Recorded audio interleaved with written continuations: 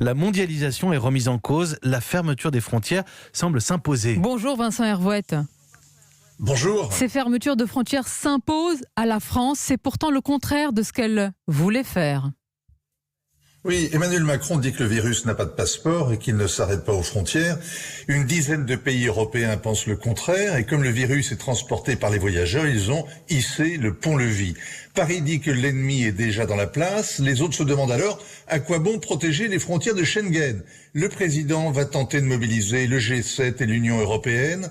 Pour cause d'épidémie, ce sera par visioconférence. Alors il faut imaginer un sommet entre chefs d'État par visioconférence, chacun dans son palais, mais planté devant son écran, comme dans un central de télésurveillance. C'est lugubre, ça ne donne guère l'occasion de séduire, de convaincre, d'entraîner derrière soi. Et pourtant, il y a urgence à s'entraider. Mais la crise mondiale s'est cristallisée ce week-end.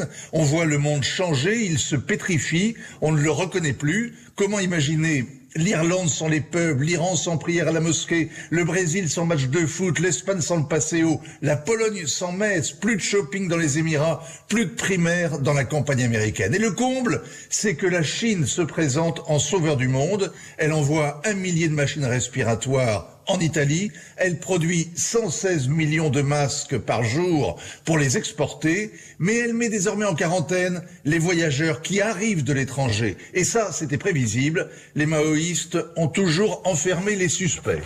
C'était l'éclairage international de Vincent Hervouette tous les jours dans le journal de 8h. Vincent qui, comme l'ensemble de nos chroniqueurs, interviennent à distance. Merci à vous Vincent.